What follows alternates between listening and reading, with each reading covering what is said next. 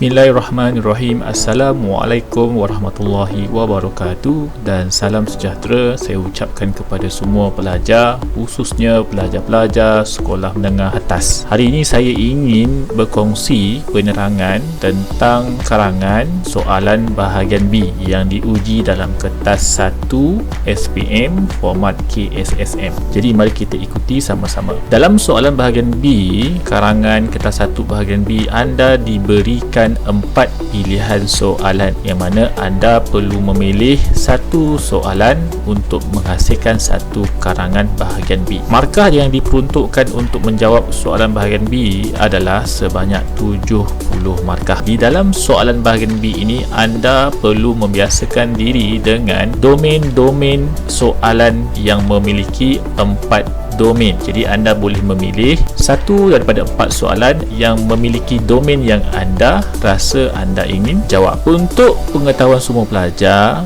soalan-soalan yang memiliki domain yang berbeza ini akan membawa konteks arah soalan tersebut yang berbeza-beza mengikut 4 domain yang diberikan. Antara domain soalan karangan B ialah domain individu, domain masyarakat, negara, serantau atau antarabangsa. Jadi soalan yang diberikan berdasarkan domain-domain tersebut. Jadi sebagai pelajar, anda perlu mula mengetahui membezakan soalan-soalan mengikut domain-domain tersebut.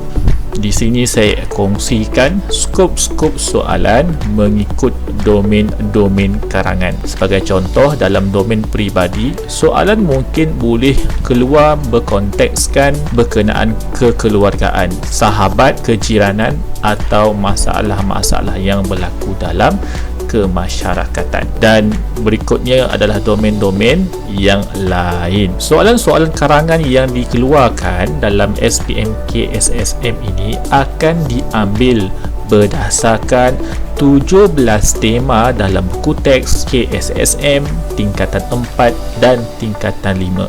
Jadi mulai sekarang pelajar perlulah menguasai kesemua 17 tema yang terdapat dalam buku teks, kerana tanpa anda menguasai tema ataupun isu-isu semasa berkaitan tema tersebut, sukar untuk anda menjawab soalan karangan itu.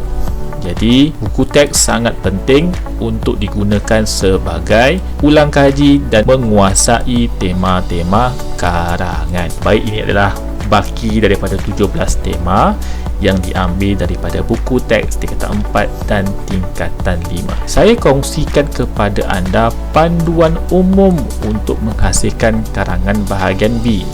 Yang pertama, calon digalakkan untuk menjawab soalan ini dalam tempoh 1 jam 30 minit bersamaan 90 minit. Semua sedia maklum bahawa untuk kertas 1 diperuntukkan masa keseluruhan 2 jam untuk menjawab. Jadi 90 minit diperuntukkan untuk soalan bahagian B, manakala baki yang ada untuk menjawab soalan bahagian A. Yang kedua, panjang karangan bahagian B ini hendaklah antara 350 hingga 500 patah perkataan. Yang ini wajib calon-calon ikuti syarat tersebut. Yang ketiga, cadangan isi yang sesuai untuk masuk dalam lingkungan 350 hingga 500 patah perkataan ini adalah sebanyak 4 isi. Jadi 4 isi ditambahkan dengan perenggan pendahuluan dan perenggan kesimpulan.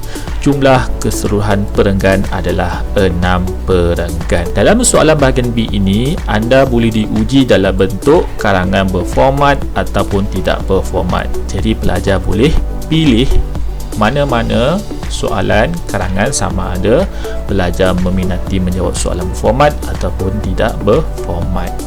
Berikut adalah contoh-contoh soalan karangan berformat dan contoh-contoh karangan tidak berformat. Saya kongsikan tips-tips untuk menjawab soalan ini. Yang pertama, pilih soalan atau tajuk yang tepat. Tepat ini saya boleh rangkumkan mengikut domain yang anda minati, jenis karangan, tema dan kata kunci soalan yang anda minati.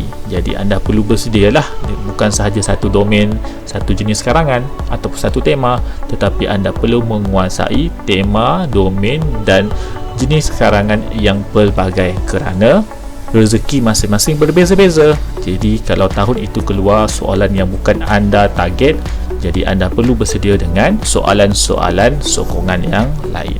Yang kedua, selepas anda memilih soalan, anda wajib menganalisis soalan karangan.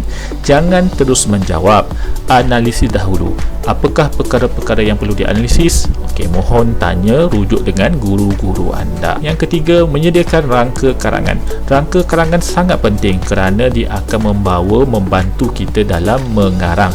Tidaklah akan berlaku masalah kekangan uraian. Sekiranya anda menghasilkan rangka karangan seringkas yang boleh sekalipun, boleh membantu kita untuk menghurai isi-isi yang telah dipilih. Dan selepas saja merangka karangan, anda terus memulakan menulis karangan dalam tempoh masa yang ada.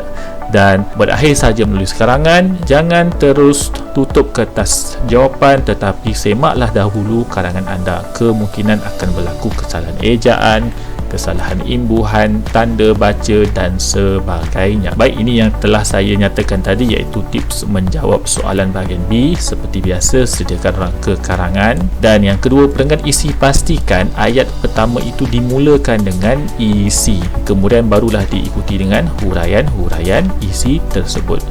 Jumlah ayat untuk huraian tidak terhad, bergantung kepada kemampuan calon. Saya faham anda telah belajar pelbagai teknik untuk menghurai, jadi gunakan teknik tersebut untuk menghurai isi anda supaya jelas. Apabila kita menghurai, pastikan kita kemukakan contoh atau bukti, kerana tanpa contoh atau bukti, huraian kita akan tempang. Jadi nyatakanlah contoh-contoh yang relevan. Dan di akhir ayat bagi setiap isi mestilah ditutup dengan ayat penegasan. Dan di bahagian kesimpulan, pastikan dalam kesimpulan anda memiliki cadangan dan harapan. Bagi memudahkan anda memperoleh markah cemerlang dalam karangan bahagian B, saya memperkenalkan teknik Taipei dalam kita merumus secara ringkas apakah kriteria-kriteria untuk mendapatkan markah cemerlang dalam karangan bahagian B.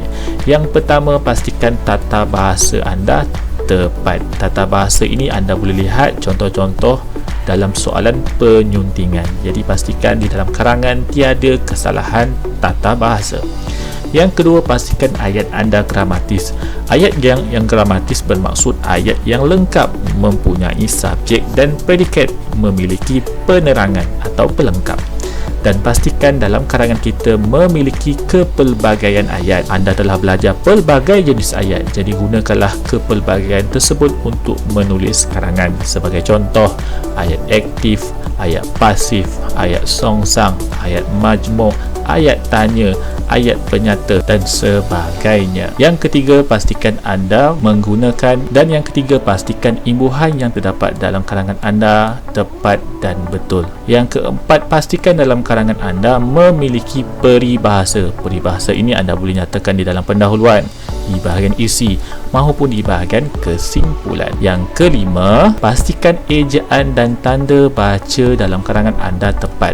Gunakanlah masa menyemak selepas anda mengarang itu untuk meneliti sama ada terdapat kesalahan ejaan atau tanda baca dalam karangan anda. Dan yang terakhir, pastikan dalam karangan anda memiliki istilah-istilah yang tepat dan kosakata-kosakata berdarjat tinggi. Yang ini anda perlu pastikan istilah-istilah yang anda guna pakai terutamanya melibatkan fakta, tepat dan betul dan mengikut bidang-bidang dalam soalan tersebut. Saya kongsikan pula kepada anda cadangan masa untuk menjawab soalan bahagian B, yang mana soalan bahagian B ini memperuntukkan 1 jam 30 minit. Jadi bagaimana kita nak merancang dalam menulis karangan bahagian B? Baik, anda boleh mulakan karangan anda dengan masa 5 minit untuk membaca semua soalan, memilih dan menganalisis soalan yang anda telah pilih. dan 10 minit berikutnya gunakan masa tersebut untuk merangka karangan anda. Rangkalah dengan sebaik yang boleh, gunakanlah isi-isi yang relevan dan bahagikan huraian mengikut isi-isi tersebut. Selepas saja anda selesai merangka karangan anda, bolehlah memulakan karangan anda dalam masa 65 minit. Dan selepas selesai sahaja menulis perkataan terakhir di bahagian kesimpulan, gunakan baki masa yang ada untuk menyemak karangan anda sekiranya berlaku kesalahan tanda baca, ejaan dan sebagainya. Saya ingin kongsikan kepada anda contoh-contoh soalan bentuk soalan bahagian B. Baik, ini adalah contoh soalan bagi domain peribadi. Contoh soalan domain kerjaya. Manakala ini adalah contoh domain awam dan ini pula adalah domain pendidikan. Jadi saya harap penerangan ringkas ini mampu memberi kefahaman berkenaan soalan bahagian B kertas 1 SPM format KSSM. Itu sahaja daripada saya. Assalamualaikum warahmatullahi wabarakatuh.